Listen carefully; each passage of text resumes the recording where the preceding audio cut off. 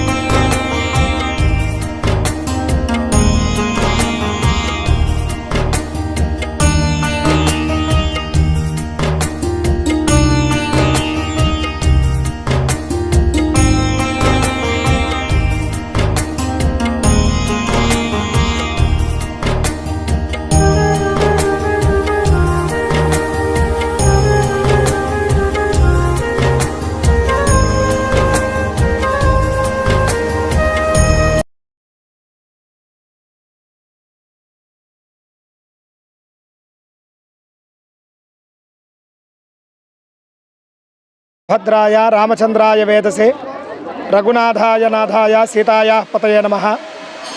ఒంగోలు పట్టణం వెంకటేశ్వర కాలనీలో భక్తులందరూ యొక్కటువంటి సహాయ సహకారములతోటి రాముడి అనుగ్రహం చేత నిర్మించబడినటువంటి నూతన రామ మందిరంలో 2 రోజుల నుంచి స్వామివారి ప్రతిష్టా వైభవాలు జరుగుతూ ఉన్నాయి. ముందు రోజు అంకురారోపణ భాగంగా సాయంకాలం భగవత్ ప్రార్థన, అంకురారోపణ, అదేవిధంగా ఆలయంలో ప్రతిష్ఠ చేయబోయేటువంటి విగ్రహాలన్నీ కూడా గ్రామోత్సవంగా మొదటి రోజు కార్యక్రమంలో భాగంగా ఉత్సవానికి వెళ్ళి వచ్చి సాయంకాలం అంకురారోపణ కార్యక్రమం జరిగింది.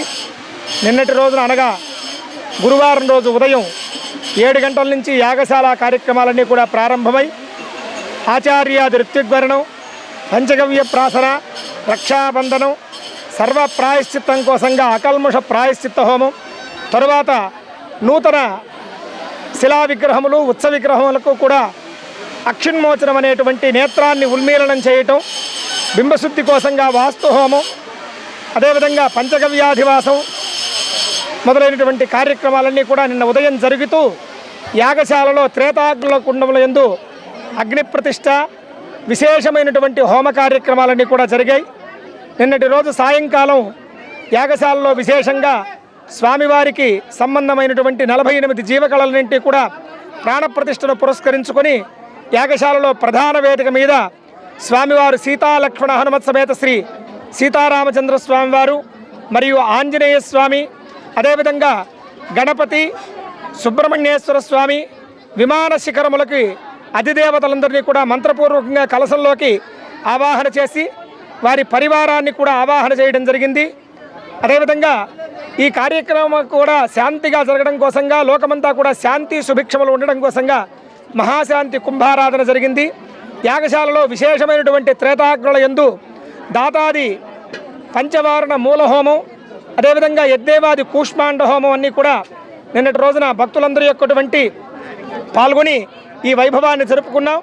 ఈరోజు శుక్రవారం రోజు ఉదయం 7 గంటలకి స్వామివారికి యాగశాల యందు విశ్వక్సేన పూజ, పుణ్యాహవాచన జరిగి బింబశుద్ధి కోసంగా క్షీరాదివాసం జరిగి తరువాత ఈ రోజున చలాచల స్థాపనమని వైఖానస భగవత్శాస్త్రంలో చెప్పినటువంటి విధానంగా స్వామివారికి ముహూర్తానికి పూర్వదినంగా విగ్రహాన్ని, అంటే బేరద్వయపక్షంగా ప్రతిష్ఠ చేస్తున్నాం కాబట్టి పూర్వదినంగా ఈరోజు శుక్రవారం రోజు ఉదయం 9 గంటలకి పైనుంచి స్వామివారికి విగ్రహాన్ని స్థాపన చేసేటువంటి ధ్రువపీఠంలో రత్నన్యాసం, ధాతున్యాసం, యంత్రస్థాపన జరిగిన తర్వాత బింబములన్నిటికీ కూడా శుద్ధి చేయడం కోసంగా జలాధివాసం జరిగి యాగశాలలో విశేషమైనటువంటి అధివాస హోమములు, అంగహోమములు, విశేషమైనటువంటి పారమాత్మిక హోమాన్ని జరుపుకుని అభిజిల్లగ్నంలో స్వామివారి యొక్కటువంటి విమాన శిఖరం, అదేవిధంగా బింబ ప్రతిష్ట మొదలైనటువంటి కార్యక్రమాలన్నీ కూడా శుక్రవారం ఉదయకాల కార్యక్రమంగా జరిగాయి.